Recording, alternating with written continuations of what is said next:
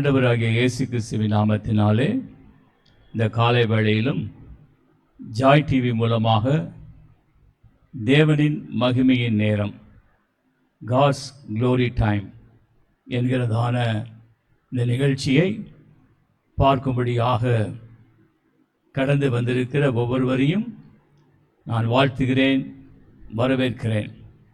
நான் Pas.Gunasekaran, Shekinah Glory தீர்க்கதரிசன சபை, Shekinah Glory Prophetic Church, Velachery, Chennai, புதிய 10, மர்ஃபுதாஸ் ரோட், டாக்டர் சீதாபதி நகர், வேளச்சேரி, சென்னை 42 என்ற இடத்திலே பல வருடங்களாக ஆண்டவருடைய ஊழியத்தை செய்து வருகிறோம்.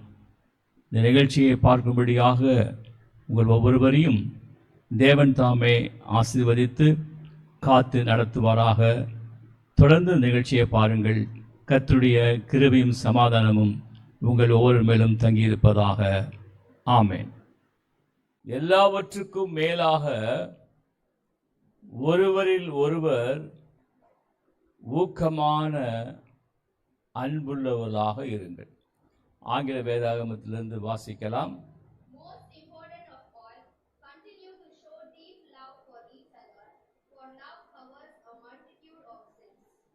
Continue to show deep love for others. Hallelujah. நான் மீண்டுமாய் வரும் மட்டும் என்னை நினைவு கூறும்படியாக இதை செய்யுங்கள். அல்லேலூயா. நான் மீண்டுமாய் வரும் மட்டும் என்னை நினைவு கூறும்படியாக இதை நீங்கள் செய்யுங்கள் என்று சொல்லி ஆண்டவராகிய இயேசு கிறிஸ்து நமக்கு கட்டளையாக அவர் கொடுத்துவிட்டு ஆண்டவர் பரலோக ராஜ்யத்திற்கு கடந்து போயிருக்கிறார். இப்போ இந்த நாளிலே அவரை நினைவு கூறுதல், இயேசு கிறிஸ்துவை நினைவு கூறுகிறோம் என்று சொல்வோமானால் அவருடைய சிலுவையின் அன்பை ருசி பார்த்தவர்கள் தான் அவரை நினைவு கூற முடியும். அல்லேலூயா. நிறைய பேர்கிட்ட கேட்டோம்னா, எங்களுக்கு இயேசு கிறிஸ்துவை தெரியுமே, அவரை பற்றி நாங்கள் கேள்விப்பட்டிருக்கோமே. சில பேர்கிட்ட கேட்டிங்கன்னா, அவர் ஃபோட்டோ நாங்கள் பார்த்துருக்கோமே, அங்கே வச்சுருக்காங்களே, அந்த கடையில் வச்சுருக்காங்க, அந்த வீட்டில் வச்சுருக்காங்க, எல்லாம் சொல்லுவாங்க. ஃபோட்டோ தான் பார்த்துருக்காங்களாம். இயேசு கிறிஸ்து இப்படி தான் இருப்பார் அப்படின்னு சொல்லி அவரை நாம் உருவகப்படுத்த முடியாது. அவர் மனுஷகுமாரனாக, தேவகுமாரனாக இந்த பூமியிலே வந்து அவதரித்தார். தேவன் ஆவியாய் இருக்கிறார். தேவனை தொழுது கொள்கிற ஒவ்வொருவருமே ஆவியோடும் உண்மையோடும் அவரை தொழுது கொள்ள வேண்டும். அல்லேலூயா. ஆவியோடும் உண்மையோடும் தொழுது கொள்ள வேண்டும். ஆண்டவராக இயேசு கிறிஸ்துவுடைய சிலுவையினுடைய அன்பை ருசி பார்த்தவர்கள் மாத்திரம்தான் அவரை நினைவு கூற முடியும். அல்லேலூயா. ஆண்டவராக இயேசு கிறிஸ்துவுடைய சிலுவையின் அன்பை ருசி பார்க்க வேண்டும். அதை அனுபவித்தவர்களுக்கு தான் அதை நினைவு கூற முடியும். ஆனால் சொல்றாரு, நான் வரும் மட்டுமாய் என்னை நினைவு கூறும்படி இதை நீங்கள் செய்யுங்கள். அல்லேலூயா. அவரை நினைவு கூற வேண்டுமானால் அவருடைய சிலுவையின் அன்பு என்ன, அது என்னுடைய வாழ்க்கையில என்ன செய்கிறது, என்னென்ன காரியங்களை செய்து கொண்டிருக்கிறது, என்னென்ன காரியங்களை தொடர்ந்து செய்கிறது என்பதை ருசி பார்த்தவர்கள் தான் ஆண்டவரை நினைவு கூற முடியும். அல்லேலூயா. அப்ப ஆண்டவரை நினைவு கூறுகிற அப்படிப்பட்ட தேவ ஜனங்களுக்கு இங்கே அப்போஸ்தலனாகிய பேதுரு சொல்லுகிறார், எல்லாவற்றுக்கும் மேலாக. அல்லேலூயா. எல்லாவற்றுக்கும் மேலாக, above all the things or above everything, எல்லாவற்றுக்கும் மேலாக ஒருவரில் ஒருவர் ஊக்கமான அன்புள்ளவர்களாக இருங்கள். அல்லேலூயா. அன்பு ஏதாவது கடையில் விற்கிறாங்களா? விற்கல. அல்லேலூயா. அன்பு தான் கடையில் விற்கிறாங்களா? விற்கல. அப்போ அன்பு கூறுங்கள், அன்புள்ளவராக இருங்கள்.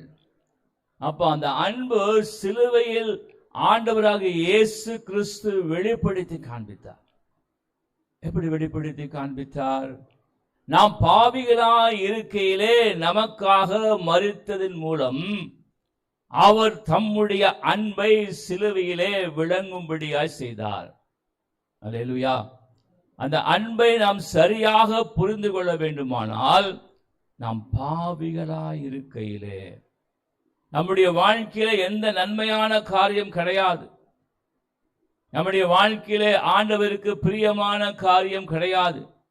நாம் பாவிகளாய் இருக்கையிலே நமக்காக அவர் சிலுவையிலே மரித்ததன் மூலம் நம்மேல் வைத்த அன்பை விளங்க செய்தார். அல்லேலூயா. உங்ககிட்ட நீங்க வேலைக்கு போவீங்க, படிக்க போவீங்க, பிஸ்னஸ் பார்க்க போவீங்க, நிறைய இடத்துக்கு போவீங்க. இப்போ நிறைய பேர் உங்களை பார்ப்பாங்க, உங்ககிட்ட பேசுவாங்க. யாராவது வந்து உங்ககிட்ட அன்பு எப்படிங்க இருக்கும் அப்படின்னு கேட்டால் என்ன சொல்லுவீங்க? அன்பா தெரியலையே, அது எப்படி இருக்குன்னு தெரியலையே அப்படின்னு சொல்லி நம்ம யோசிப்போம். இந்த அன்பை காமிக்க முடியாது. இப்போ நீங்கள் தைரியமாய் சொல்லலாம், நான் உங்களுக்கு அன்பை காண்பிக்க விரும்புகிறேன்.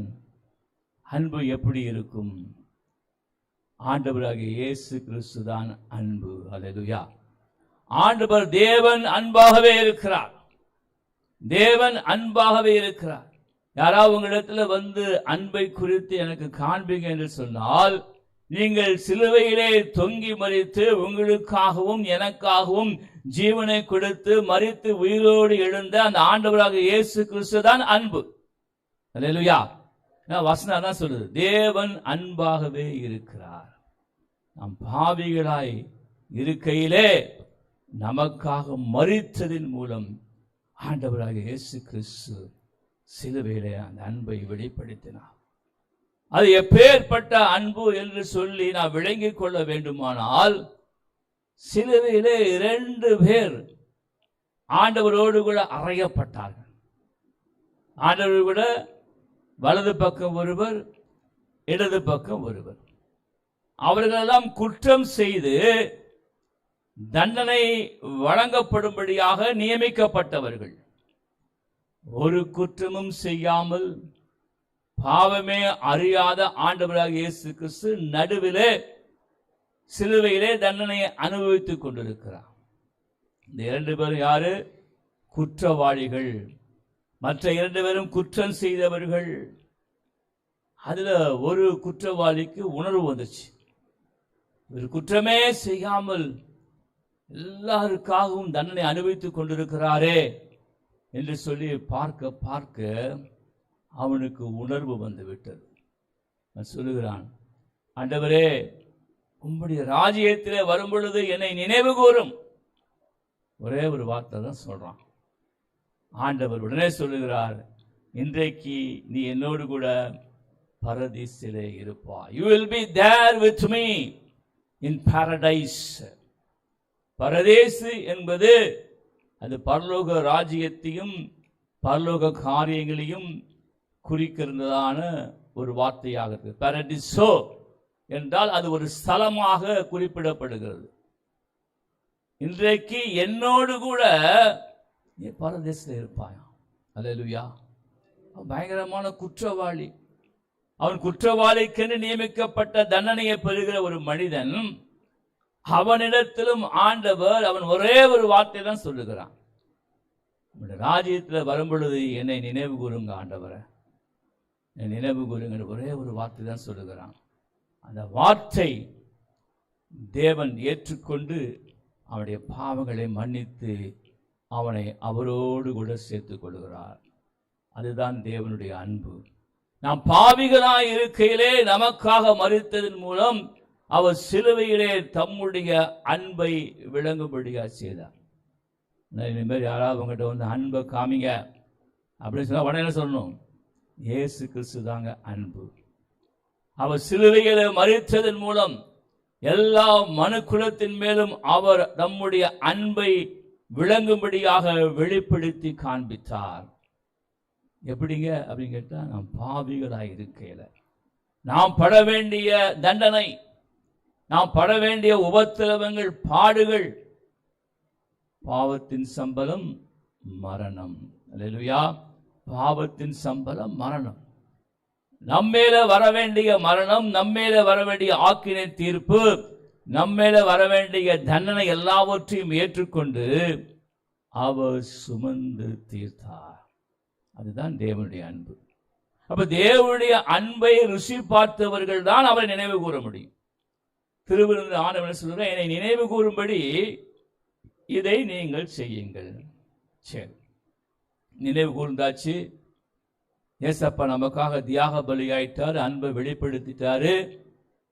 நினைவு கூறும்படியா இதை செய்யுங்கள் என்றால் திருவிருந்து கை கொள்ளுகிறதை குறித்து அங்கே ஆண்டவர் சொல்லுகிறார்.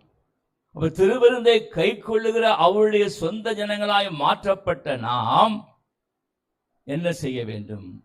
அதைத்தான் அப்போஸ்தலனாகிய பேதுரு இங்க சொல்றார். எல்லாவற்றுக்கும் மேலாக ஒருவரில் ஒருவர் ஊக்கமான அன்புள்ளவராக இருங்கள். அல்லேலூயா. நான் இங்க தரமணியில நேற்று சாயங்காலம் ஒரு டெய்லர் கடைக்கு போயிருந்தேன். அவர் வழக்கமாக நம்ம பழக்கமான டெய்லர். அவர் புற மதத்தை சேர்ந்தவர். எப்போ போனாலும் அவர்கிட்ட அன்பா 4 வார்த்தை பேசுவேன். என்ன பிரதர், எப்படி இருக்கிறீங்க, நல்லா இருக்கிறீங்களா, வீட்டெல்லாம் சுகமாக இருக்கிறீங்களா, எல்லாம் பிஸ்னஸ் நல்லா போதா, எல்லாம் பேசுவேன். அவர் நேற்று போனவொடனே 10 நிமிஷம் பிடிச்சிக்கிட்டார். சார் இங்கே வாங்க சார். என்ன பிரதர்னு, காலை பாருங்க சார். பார்த்தா அவர் கால் முழங்காலில் ஒரு கட்டி வந்து அப்படியே படன்னு அப்படியே வீங்கி போயிருக்குது. என்ன எப்படி இந்த மாதிரி இருக்குதா? ஆமாம் சார், எனக்கு வந்து சுகர் வியாதி இருக்குது. இந்த மாதிரி எனக்கு கால் தான் என்னுடைய முதலீடே. கால் இல்லாமல் நான் தொழிலே செய்ய முடியாது, ஒன்றுமே செய்ய முடியாது. கால் தான் எனக்கு முதலீடு. இந்த முழங்கால இப்படி ஆயிடுச்சுன்னு சொல்லி, அவர் வேறு மதத்தை சேர்ந்தவர், ஆனால் நான் கிறிஸ்துவை பின்பற்றுகிற மனிதன் என்று சொல்லி அவருக்கு தெரியும். அவருக்கு இப்போ என்கிட்ட அவருடைய பாரத்தெல்லாம் பேசுகிறார். இந்த மாதிரி ஆயிடுச்சு சார், இந்த வாரம் முழுவதும் சரியாக துணி தைக்க முடியல, வருமானம் குறைஞ்சி போச்சு, என்ன செய்யணும்னு தெரியல என்று சொல்லி அவர் இடத்துல பேசின அவருடைய அன்பான வார்த்தைகளை நான் பேசினேன். ஒன்றும் பயப்படாதீங்க, உங்கள் சுகர் அளவு என்னன்னு கேட்டேன். 220 சாப்பிட்டதுக்கு அப்புறம். அதெல்லாம் பயப்படாதீங்க, 200 வரைக்கும் இருக்கான்னு சொல்லி டாக்டர்ஸே சொல்கிறாங்க. உங்களுக்கு 220 தானே, அதெல்லாம் சரியாயிடும், ஒன்றும் ஒரி பண்ணாதீங்க என்று சொல்லி அவர்களுக்கு அருகில் உள்ள திருவானூர் பகுதியில் உள்ள ஒரு மருத்துவ சிகிச்சை முறையை பற்றி அவர்கிட்ட சொன்னேன். அதை போய் பாருங்கள், நானும் உங்களுக்காக வேண்டுதல் செய்கிறேன், பயப்படாதீங்க, இதெல்லாம் சரியாயிரும் என்று சொல்லி அவரிடத்துல அன்பான வார்த்தைகளை பேசிவிட்டு வந்தேன். அப்படியே அவர் கண்ணெல்லாம் கலங்கிருச்சார். அப்ப எங்க அப்போஸ்தலனாகிய பேதுரு என்ன சொல்லுகிறார்? நீங்கள் ஒருவரில் ஒருவர் ஊக்கமான அன்புள்ளவர்களாக இருங்க. நம்முடைய வாழ்க்கையில அன்புள்ளவர்களாக இருக்க வேண்டும். அன்புள்ளவராக இருக்கிறது அது எப்படி வெளிப்படுத்துறது? முதல்ல அன்பான வார்த்தைகளை பேசணும். அல்லேலூயா. இப்போ பார்த்தாலும் சிடுன்னு இருக்கக்கூடாது. இதை பார்த்து அவன் சரியான சிடு மூஞ்சி, அந்த பொம்பளை சரியான சிடு மூஞ்சி, எப்போ பார்த்தாலும் சிடுன்னு இருக்கும். அப்படி சிலரை பார்த்தா சொல்லுவாங்க, அவங்க முகத்தை பார்த்தாலே தெரியும் எள்ளும் கொள்ளும் வெடிக்கும். என்னது, அவன் பாம் அடிச்சுக்கிட்டு இருக்கிறான். உலகம் எங்கும் யுத்தத்தின் செய்தி கேள்விப்பட்டு இருக்கிறான். இவங்க மூஞ்சி என்ன வெடிக்குமா? எள்ளும் கொள்ளும் வெடிக்குமா. அப்படின்னா என்ன அர்த்தம்? அவங்க முகம் வந்து அவர் சூடா இருக்குது. என்னால் சூடாகுது, கோபத்தினால சூடாகுது. கோபத்தினால சூடா இருக்கிறதுனால அதை போய் எல்லாம் போய் போட்டிங்கன்னா அது படபடன்னு வெடிக்கும். அல்லேலூயா. படபடன்னு வெடிக்கும். எல்லாம் ஸ்திரீகளுக்கு தான் தெரியும். கொதிக்கிற எண்ணெயில போய் போட்டால் என்ன ஆகும்? படபடன்னு வெடிக்கும். அது மாதிரி சொல்லுவாங்க, அவங்க முகத்தை பார்த்தாலே எள்ளும் கொள்ளும் வெடிக்கும். அப்படி சாட்சி நாம் வாங்கக்கூடாது. முகத்தை பார்த்தாலே சாந்தமான முகம், அன்பான முகம், நல்ல மனிதர். 2 நாளைக்கு முன்னாடி கூட பாஸ்டர் அம்மா ஒரு வெளியூரில் இருக்கிற ஒரு சகோதரிடத்தில் பேசுவாங்க. இயேசுவை அறியாதவங்க. அவங்க சொல்கிறாங்க பாஸ்டர் அம்மாட்ட, உங்கள் வீட்டுக்காரரை பார்த்தாலே தெரியுது, ரொம்ப சாந்தமாக இருக்கிறார், அவர் முகத்தை பார்த்தாலே தெரியுது அப்படின்னு சொல்லி அந்த அப்போ அவ்வளோ ஒரு தடவை தான் பார்த்துருக்காங்க, ஒரு தடவை பார்த்துருப்பாங்க. அவங்க சொல்றாங்க. அப்ப நம்ம பார்க்கும் பொழுது அப்படிப்பட்ட நல்ல சாட்சி பெறுகிற ஜனங்களா இருக்கணும். என்னை நினைவு கூறும்படி நீங்கள் இதை கை கொள்ளுங்கள். கை கொள்ளுங்கள் என்றால் திருவிருந்தில் பங்கு கொள்வது மாத்திரம் அல்ல, தேவன் வெளிப்படுத்தி நமக்கு காண்பித்த வழிகளை கை கொள்ளணும். அல்லேலூயா. வழிகளை கை கொள்ளணும். ஆண்டவர் என்ன வழிகளை நமக்கு காண்பித்திருக்கிறார் சொல்லி பார்த்தால், முதலாவது காரியம் அன்பாக இருக்க வேண்டும். ஒருவரில் ஒருவர் ஊக்கமான அன்புள்ளவராயிருங்கள். எப்பயுமே பைபிளில் பார்த்தீங்கன்னா சில இடத்துல இந்த மாதிரி அட்ஜெக்டிவ்ஸ், இங்கிலீஷ் கிராமர் எல்லாம் படிச்சிருப்பீங்க. அட்ஜெக்டிவ்னா சிறப்பு சொல். ஒரு காரியத்தை சிறப்பிக்கும் விதமாக, அதை இன்னும் அதிகப்படுத்தும் விதமாக, இன்னும் அதை முக்கியத்துவத்தை வெளிப்படுத்தும்படியாக சேர்க்கப்படுகிற ஒரு சொல் தான் அட்ஜெக்டிவ். அட்ஜெக்டிவ்லாம் படிக்கிறியா ஸ்கூல்ல? ஒரு அட்ஜெக்டிவ் சொல்லு. தப்பு, ஒரு அட்ஜெக்டிவ் சொல்லு. அட்ஜெக்டிவ்னா ஒரு காரியத்தை, ஒரு பொருளை, ஒரு நிகழ்வை அதை இன்னும் அதிகப்படுத்தி, இல்லை என்றால் அதனுடைய முக்கிய தன்மையை குறித்து வெளிப்படுத்தி காண்பிக்கிற ஒரு சொல் தான் அட்ஜெக்டிவ். அப்ப இங்க அப்போஸ்தலனாகிய பவுல் அட்ஜெக்டிவ் யூஸ் பண்றாரு. அல்லேலூயா. உனக்கு கேட்குற 2000 வருஷத்துக்கு முன்னாடி அப்போஸ்தலனாகிய பவுல் போய் ஸ்கூல்ல போய் படிச்சாரா? இங்கிலீஷ்லாம் அட்ஜெக்டிவ்லாம் படிச்சாலும் கேட்கக்கூடாது. அது மாதிரியான வார்த்தையை எங்க பிரயோகிக்கிறார். என்ன சொல்லுகிறார்? ஊக்கமான அன்புள்ளவளாக இருங்க. அப்போ அந்த ஊக்கமான அப்படிங்கிறது அந்த அன்பை இன்னும் மிகைப்படுத்தி, அந்த அன்பை முக்கியத்துவப்படுத்தி அதை செய்யுங்கள் என்று சொல்லுகிறார். அல்லேலூயா. யாராவது ஸ்போர்ட்ஸ்மேன் இருக்கீங்களா? இங்க ஸ்போர்ட்ஸ்மேன் அப்பப்போ அந்த ஒலிம்பிக்ஸ் நடக்கும்போது, ஃபுட்பால் நடக்கும்பொழுது, கேம் நடக்கும்போது திடீர்னு நியூஸில் காப்பான். அந்த நாட்டை சேர்ந்த இந்த வீரர் ஊக்க மருந்து பயன்படுத்திட்டாரு. என்னது? ஊக்க மருந்து பயன்படுத்திட்டாராம். அந்த ஊக்க மருந்து என்ன செய்யும்? அவன் உடம்புக்குள்ள போய் அவனுடைய ஆர்கன்ஸ், அவனுடைய சுரப்பிகள்லாம் தூண்டி விட்டு இன்னும் அதிக வேகமாக செயல்பட வைக்கும். அல்லேலூயா. அதை இங்கிலீஷ்ல ஸ்டெராய்ட்ஸ் சொல்றாங்க. ஸ்டெராய்ட்ஸ் சொல்றாங்க. அதை மருத்துவத்திற்கும் அதை பயன்படுத்துகிறார்கள். சிலருக்கு வியாதியை சரியா கேட்கல, சரியாவே மருந்து வேலை செய்யல அப்படின்னா டாக்டர்ஸ் யோசிச்சு, சரி இவருக்கு ஒரு சின்ன அளவில் கொஞ்சம் ஸ்டெராய்டு கொடுப்போம், நல்லா வேலை செய்யும் அப்படின்னு சொல்லி கொடுப்பாங்க. நம்முடைய கோவிட்-19 நாட்களிலே, இந்த கொரோனா வியாதியினுடைய அந்த சிகிச்சை முறையிலே போக போக அவ்வப்பொழுது அரசு இந்த மருத்துவ சிகிச்சை முறைகளை மருத்துவர்களுக்கு சொல்லிக்கொண்டே இருந்தது. இப்படி செய்யுங்க, இந்த மருந்து கொடுங்க, அந்த மருந்து கொடுங்க. ஏன்னா அது உலகத்துக்கே புதிதான ஒரு வியாதி. அப்படி இருக்கிற நாட்களில் தான் கொஞ்சம் கொஞ்சமாக நாளாக நாளாக டாக்டர்ஸ்க்கு அந்த அட்வைஸ் கொடுத்தாங்க. சரியா சப்போஸ் வேலை செய்யலை, அந்த பேஷண்ட் ரொம்ப மோசமாக இருக்கிறாருன்னா அவருக்கு கொஞ்சம் ஸ்டெராய்ட்ஸ் கொடுத்து எப்படியாவது காப்பாற்றுங்க அப்படின்னு சொல்லி அரசு அப்படிப்பட்ட நல்ல ஆலோசனைகளை கொடுத்தார்கள். நிறைய பேருக்கு அதெல்லாம் கொடுத்துருப்பாங்க. நிறைய பேர் தெரியாது, இது இந்த மருந்து இதுக்கு தான் வேலை செய்யணும் தெரியாது. அது அறியாமலே வாங்கி சாப்பிட்டு இருப்பாங்க. அது என்ன செய்யும்? ஊக்கப்படுத்தும், தீவிரப்படுத்தும். அந்த மருந்து நல்ல வேலை செய்யும்படியாக அது உதவி செய்யும். எங்கே அப்போஸ்தலனாகிய பவுல் என்ன சொல்லுகிறார்? ஊக்கமான அன்புள்ளவராக இருங்க. என்ன அர்த்தம்? தீவிரமான அன்பு. அல்லேலூயா. தீவிரமான அன்பு செலுத்துகிறவர்களாக, காண்பிக்கிறவர்களாக, வெளிப்படுத்துகிறவர்களாக நம்முடைய வாழ்க்கையில காணப்பட வேண்டும்.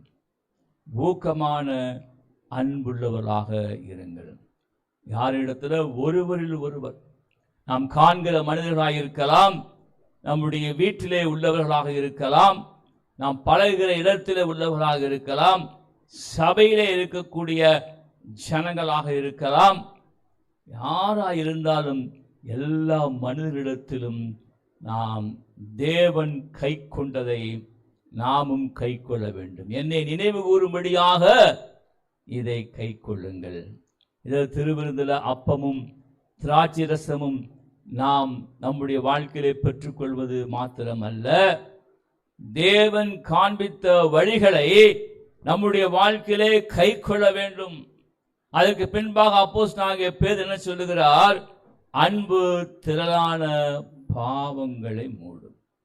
அல்லேலூயா. அன்பு திரளான பாவங்களை மூடும். Love covers multitude of sins. திரளான பாவங்களை மூடுமா. நம்முடைய வாழ்க்கையில நமக்கு விரோதமாக நிறையவே செயல்பட்டிருக்கலாம், நம்மை குறித்து பேசி இருக்கலாம், நம்முடைய வாழ்க்கையில தீமையான காரியங்களை கூட செய்திருக்கலாம். அவர்களெல்லாம் நாம் மன்னிப்பதற்கு பழகிக் கொள்ள வேண்டும். அல்லேலூயா, அல்லேலூயா. மன்னிப்பதற்கு பழகிக் கொள்ள வேண்டும். ஒருமுறை நாம் ஊழியம் செய்கிற அந்த கிராம பகுதியிலே போய் ஒரு குடும்பத்தில் பேசிக்கொண்டிருந்தேன்.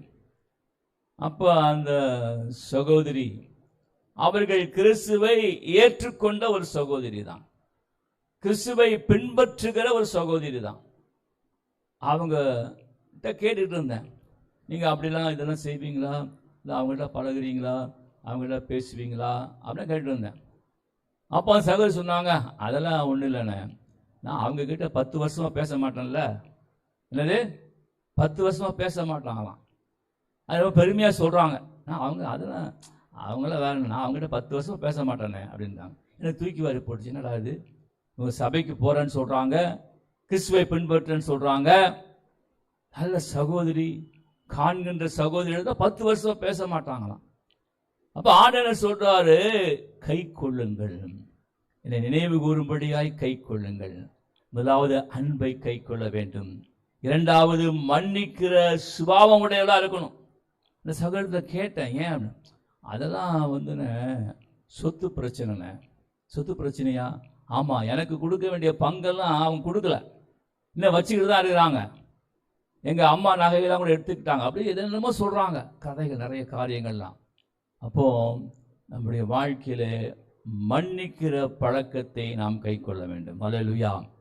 யாராக இருந்தாலும் சரி, நம்முடைய எதிரியாக இருந்தாலும் சரி, நமக்கு ஒருவேளை பிடிக்காத நபர்களாக கூட இருக்கலாம், அவர்களையும் மன்னிக்க நாம் பழகி கொள்ள வேண்டும். ஆண்டவர் நம்முடைய வாழ்க்கையில அதைத்தான் எதிர்பார்க்கிறார். என்னை நினைவு கூறும்படியாக இதை கை கொள்ளுங்கள். முதலாவது அன்பை கை கொள்ள வேண்டும். இரண்டாவது மன்னிக்கிற சுபாவத்தை நம்முடைய வாழ்க்கையிலே நாம் கை கொள்ள வேண்டும். அல்லேலூயா. நிறைய உபதேசங்கள் இருக்கிறது, நிறைய தேவன் காண்பித்த வழிகள் இருக்கிறது. மூன்றாவது மிக முக்கியமான காரியம், ஆண்டவருடைய சிலுவையினுடைய அடையாளமே. நான் கடந்த நாட்களிலே இங்கே ஒரு ஃப்ளெக்ஸ் பேனர் அடிக்கிற கடைக்கு போயிருந்தேன். நம்ம கிராம ஊழியத்துக்காக ஒரு ஃப்ளெக்ஸ் பேனர் போடுறதுக்காக வசனம்லாம் சொன்னேன். வசனம்லாம் போட்டார். எல்லாம் போட்டுட்டு அவரே கேட்குறார், சார் கிறிஸ்டின்னா சிலுவை போடணும்ல சார், 4 பக்கம் 4 சிலுவை போட்டுறேன் அப்படின்னாரு. அவருக்கு தெரியுது, அவர் புறமதத்தை சேர்ந்தவர் தான், ஆனால் கிறிஸ்டியன்னா சிலுவை. இப்போ சிலுவை எதை வெளிப்படுத்தி காண்பிக்கிறது? தியாகத்தை வெளிப்படுத்தி காண்பிக்கிறது. The sacrifice of our heavenly Father, the sacrifice of Lord Jesus Christ. இயேசு கிறிஸ்துவினுடைய தியாகத்தை வெளிப்படுத்தி காண்பிக்கிறது. சிலுவை என்பது ஏதோ ஒரு சாதாரணமான அடையாளம் அல்ல. சிலுவை என்பது இயேசு கிறிஸ்துவினுடைய தியாகத்தை வெளிப்படுத்தி காண்பிக்கிறது. நம்முடைய வாழ்க்கையில இயேசு கிறிஸ்துவை நினைவு கூறும்படியாக கை கொள்ளுங்கள். எதை கை கொள்ள வேண்டும்? நம்முடைய வாழ்க்கையிலே தியாக மனப்பான்மை. We have to have the mindset of sacrifice. Mindset of sacrifice. அடுத்தவர்களுக்காக, சக மனிதர்களுக்காக, காண்கின்ற மனிதர்களுக்காக, நம்முடைய உறவினர்களுக்காக, குடும்பத்தில் உள்ளவர்களுக்காக, நம்முடைய அண்டை வீட்டாருக்காக நாம் பார்க்கிற யாராக வேணாலும் இருக்கலாம். தியாக மனப்பான்மை. இந்த வாழ்க்கையில் என்ன தியாகம் பண்ண தயாரா இருக்கிறோம்? அல்லேலூயா. என்ன தியாகம் பண்ண தயாரா இருக்கிறோம்? ஒண்ணுமே இல்லை. அல்லேலூயா. கடந்த நாட்களிலே நான் சில ஆர்டிகிள்ஸ் பார்த்து கொண்டு இருந்தேன். அந்த காசா பகுதியில் இருக்கிற ஒரு பையனை போட்டோ எடுத்து போட்டிருந்தாங்க. உங்களுக்கு தெரியும், இஸ்ரேல் பக்கத்தில் இருக்கிற அந்த காசா பகுதி அப்படியே எலும்பும் தோலுமா இருக்கிறான். அப்படியே இந்த சடையெல்லாம் வத்தி போச்சு, அப்படியே இந்த ரிப்ஸ் எல்லாம் தெரியுது, அப்படியே தலை மட்டும் பெருசாக இருக்குது. என்னன்னு பார்த்தா சாப்பாடு இல்லை. இந்த பையனுக்கு சரியாக சாப்பாடு கிடைக்காத அப்படின்னா சாப்பிடாம இருந்து இருந்து அப்படி எலும்பும் தோலுமாயிட்டான். கிறிஸ்துவுக்கு பிரியமானவர்களே, நம்முடைய வாழ்க்கையில நாம் தியாக மனப்பான்மையோடு இருக்கணும்.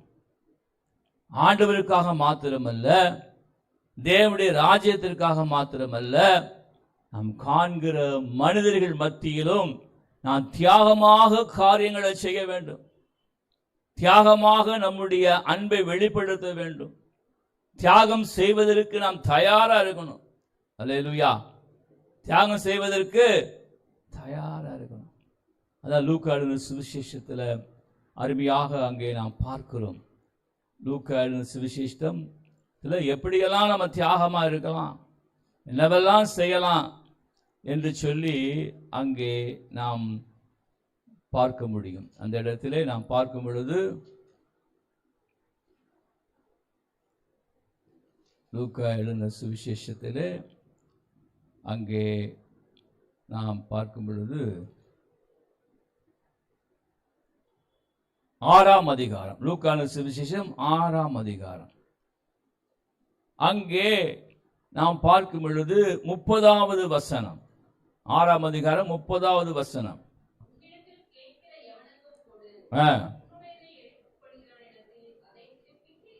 போதும். அல்லேலூயா. இதுதான் அந்த தியாகத்தினுடைய வெளிப்பாடினுடைய ஒரு அடையாளம். என்ன இங்க சொல்லுகிறார் ஆண்டவர்? உன்னிடத்திலே கேட்கிற எவனுக்கும் கொடு. அல்லேலூயா. இதுதான் ரொம்ப கஷ்டமான விஷயம். உன்னிடத்திலே கேட்கிற எவனுக்கும் நீ கொடு என்று சொல்லுகிறார். ஆமென். அல்லேலூயா. ரொம்ப கஷ்டமான விஷயம். அந்த கிராமத்தில் இந்த நாட்களிலே நாம் பணியாற்றி கொண்டிருக்கிற இடத்திலே ஒரு வயதான முதியவர் நமக்காக வந்து வேலை செய்கிறார். நல்ல கடினமான உழைப்பாளி. நல்லா காலையில் 7 மணிக்கெல்லாம் வேலைக்கு வந்துடுவார். நல்ல வெயில் காலம், நல்லா கடினமாக உழைப்பார். அவருக்கு போகும் பொழுது நான் சாப்பிடுவதற்கு தனியாக அவர்கிட்ட ஒரு ரூபா கொடுப்பேன். சின்ன வண்டி ஒன்று வச்சுருக்காரு, ஒரு 50 ரூபாய்க்கு பெட்ரோல் போட்டுக்கோங்கன்னு சொல்லி கொடுப்பேன். சந்தோஷமாக வாங்கிட்டு போவார். அதை கூட பார்த்தீங்கன்னா அந்த கிராமத்தில் உள்ள மக்களை எப்படி கண்டுபிடிச்சு, நீங்கள் இந்த மாதிரி கொடுத்து கொடுத்து மக்களை பழக்காதீங்க, கொடுத்து கொடுத்து மக்களை பழக்கி ஆட்களை கெடுத்துறாதீங்க. எங்ககிட்டையும் வந்து அப்படி தான் அவங்க கேட்பாங்க ரூபா. எப்படி இவங்ககிட்டையும் வந்து கேட்பாங்க, அதுக்காக நான் கொடுக்கக்கூடாதான். இப்படி சில பேர் நம்மளை சுற்றி இருப்பாங்க, 10 பேர். ஏன்னா செய்தவனும் செய்ய விட மாட்டாங்க. அல்லேலூயா. இந்த வசனம் என்ன சொல்லுது? உன்னிடத்திலே கேட்கிற எவனுக்கும் கொடு, உன்னுடைய எடுத்துக் கொள்ளுகிறவனிடத்திலே அதை திரும்ப கேளாதே. அல்லேலூயா. இது ரொம்ப கஷ்டமான விஷயம் இல்லை? நம்ம எவனா ஒரு எடுத்துட்டா கேட்காதுன்றார் ஆண்டவர். எவனா பர்ஸை தூக்கிட்டானா என்ன பண்ணுறது? பாக்கிட்டு பர்ஸ் எடுத்தா கேட்காம இருக்க முடியுமா? அப்படின்னு யோசனை வரும். ஆண்டவர் சொல்றாரு, வேத வசனத்திலே சொல்லப்பட்டிருக்கிற காரியங்களை நம்முடைய வாழ்க்கையிலே கடைபிடிப்பதற்கு தியாக மனப்பான்மை வேண்டும். அல்லேலூயா. சிலுவை என்றால் தியாகம். ஆண்டவர் சொல்லுகிறார், என்னை நினைவு கூறும்படி இதை கை கொள்ளுங்கள். இதை கை கொள்ளணும், அன்பை கை கொள்ள வேண்டும். 2வது மன்னிக்கிற சுபாவத்தை கை கொள்ள வேண்டும். 3வது தியாக மனப்பான்மையை கை கொள்ள வேண்டும். அல்லேலூயா. ஆண்டவர் இந்த நாளிலே திருவிருந்து ஆராதனையிலே பங்கு கொள்ள போகிற நம்மோடு கூட இதைத்தான் பேசுகிறார். அவரை நினைவு கூறும்படியாக நாம் இதை கை கொள்ளுகிறாக இருக்கிறோமா? ஜனங்களிடத்தில் ஊக்கமான அன்பு கூறுகிறோமா? நமக்கு தீமை செய்தவர்களுக்கும் நன்மை செய்கிறோமா? அவருடைய குற்றங்களெல்லாம் மன்னிக்கிறோமா? தியாகமாக எதையாவது செய்வதற்கு நம்முடைய வாழ்க்கையில ஒப்பு கொடுத்த அந்த ஜீவியம் உடையவளாக இருக்கிறோமா என்று சொல்லி நம்மை ஆராய்ந்து பார்ப்போம். கிறிஸ்துவுக்குள் பிரியமானவர்களே, இம்மட்டுமாக ஜாய் டிவி மூலமாக தேவனின் மகிமையின் நேரம், காட்ஸ் க்ளோரி டைம் இந்த நிகழ்ச்சியை பார்த்து நீங்கள் கர்த்தருக்குள்ளாக பலப்படுத்தப்பட்டு திடப்படுத்தப்பட்டு நீங்கள் ஆசீர்வதிக்கப்பட்டிருப்பீர்கள் என்று சொல்லி ஆண்டவருக்குள்ளாக நான் நம்புகிறேன். நாங்கள் ஷெகினா குளோரி தீர்க்கதரிசன சபை, ஷெகினா குளோரி ப்ராஃபட்டிக் சர்ச், புதிய எண் 10, மர்ஃபிதாஸ் ரோட், டாக்டர் சீதாபதி நகர், வேளச்சேரி, சென்னை 42 என்ற இடத்திலே நாங்கள் பல வருடங்களாக ஆண்டவருடைய ஊழியத்தை செய்து வருகிறோம். எங்களுடைய சபையினுடைய ஆராதனை ஒழுங்குகள் ஞாயிற்றுக்கிழமை தமிழ் ஆராதனை 9:30 மணிக்கும், ஆங்கில ஆராதனை 12:30 மணிக்கும், ஒவ்வொரு மாதமும் 2வது மற்றும் 4வது சனிக்கிழமை அன்று காலை 11 மணி அளவில் சுகமளிக்கும் விடுதலையின் ஆசீர்வாத கூட்டம் நடைபெற்று வருகிறது. நீங்களும் வந்து கலந்து கொண்டு ஆண்டவர் தருகிற ஆசீர்வாதங்களையும் சுகத்தையும் விடுதலையும் பெற்றுக்கொண்டு நீங்கள் தேவனுடைய நாமத்தை மகிமைப்படுத்தும்படியாக உங்களை நாங்கள் அன்போடு கூட வரவேற்கிறோம், அழைக்கின்றோம். ஆமென்.